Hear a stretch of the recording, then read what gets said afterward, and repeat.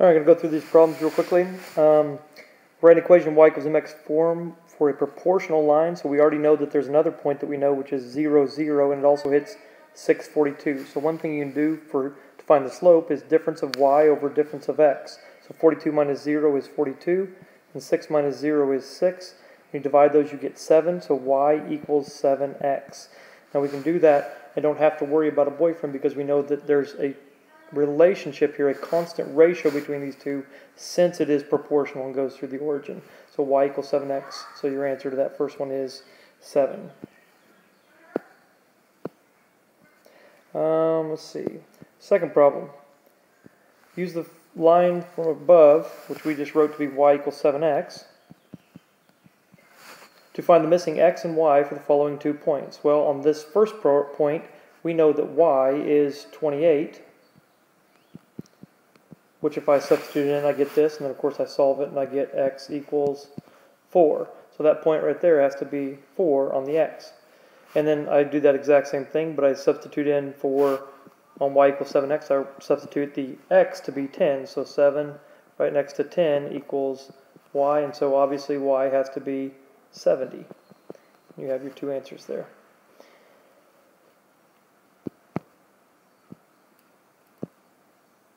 Let's see, let's try number 3.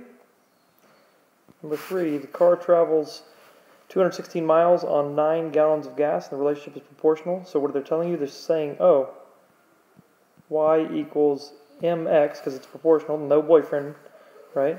No y-intercept. The y-intercept is an understood plus 0, because it hits the origin.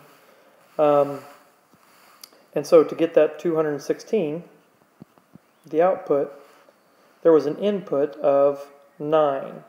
Okay, well 9 times that slope of m equals 216. So of course if they multiplied, we're going to divide and take 216 divided by 9, which is then 24. So we have 24 miles per gallon. That would of course then fit in there, and your equation is y equals, I just wrote 25, y equals 24x. Try number 4. Find the slope of a proportional line going through, oh wait, we just talked about that proportional line up here. Isn't the slope, we could do difference of y over difference of x, but we could just put y over x. Now a lot of people will put that in the wrong order because they like to put the big on top of the little, but that's not what we say. We say y divided by x, so it must be the y on top. Now of course we simplify that and your slope is 1/6. We could write that out as y equals 1/6 x. There's your entire equation, but that 1/6 is the slope of that line.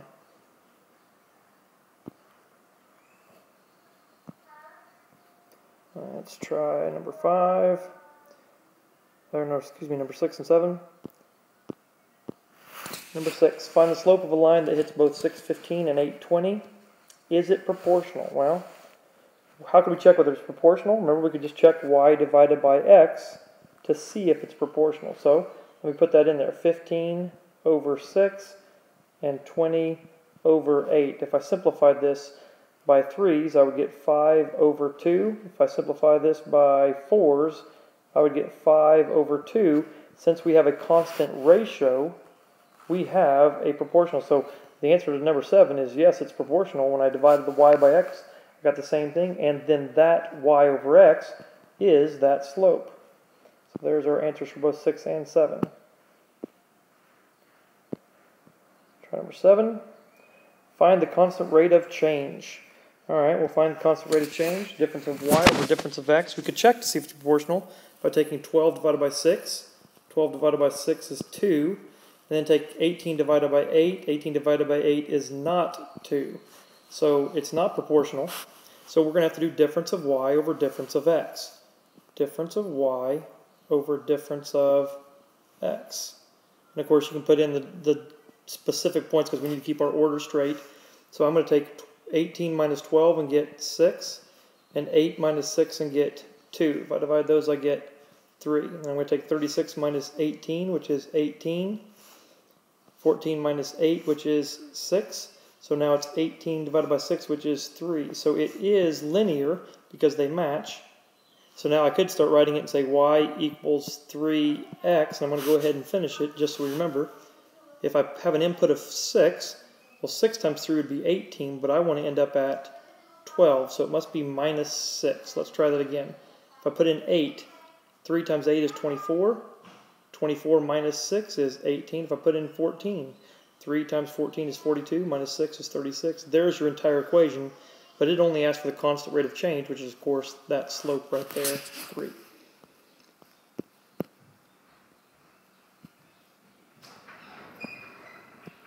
Skip up here to number 9.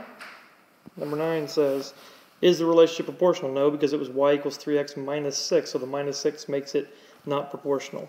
Number 10, use the line y equals 3x to find the missing x and y. Okay, well, y equals 3x.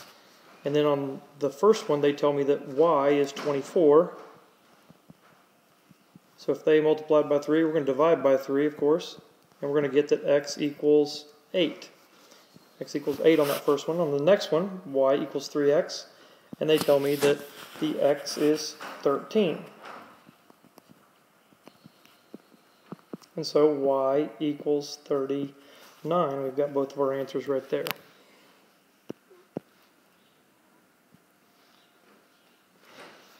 Number 12, which has a slope that could be described as down 4, left 7. Down 4, left 7. Well, down 4 would be negative 4 over 7. Of course, that could also be written as this, which would be look like up 4, left 7. This one's up 4, left 7. This one's down 4, right 7. But that's the same exact movement going either up that line or down that line. So we need to look for something that has a slope of negative 4/7. The only one that I see that has a slope of negative 4/7 is A.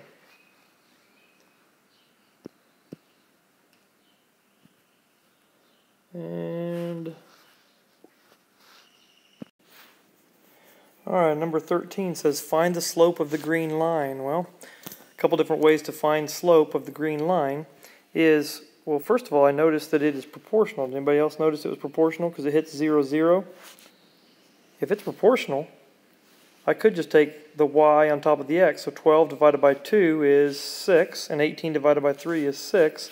So 6 is going to be our answer. We could also count the movement of that line. It goes up 1, 2, 3, 4, 5, 6, right 1. Up 6, right 1 is how you'd write that. You could also subtract. So 18 minus 12 is 6. 3 minus 2 is 1. Any one of those three ways, you're going to get the answer of 6.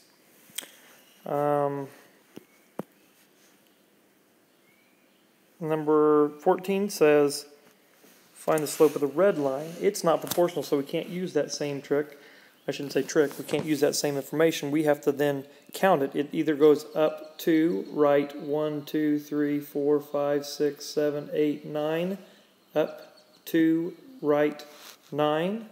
Or we could say, now let's subtract. 7 minus 5 is 2, and 12 minus 3 is 9. Either way, we get a slope of 2/9. Okay, it's not proportional. So if we were starting to write this y equals 2/9 x, we'd have to then go find where it's hitting the y-axis right over here. All right, number 15 says which line is proportional. We already answered that one. That's green. Number 15 says a 6-pack of soda costs $2.82. How much would a 5-pack cost? Okay, well, that's a unit rate problem or a proportion problem, either one you want, right? It costs this many dollars for this many sodas. It would cost this many dollars for 5 sodas. Now you'd be, of course, ready to multiply and divide, or you could solve that by saying, oh, well, let's find out what it is for 1 by taking $2.82 divided by 6 and then multiplying it by 5. Or you could say, well, I have 5/6 of a pack. I could multiply and get my answer any one of those 3 different ways. Your answer, of course, is $2.35. And I believe we have one left. Last one. Find the slope of a line going through the point. I can't see it. 518 and 932. Okay. well, I'm going to skip right to subtraction because it doesn't, I can't tell that it's proportional for sure, so I'm just going to subtract. 32 minus 18 is 14. 9 minus 5 is 4. And then, of course, that can be simplified to 7 over 2, and your answer is 7 halves. Okay, 7 halves is the slope of that last line.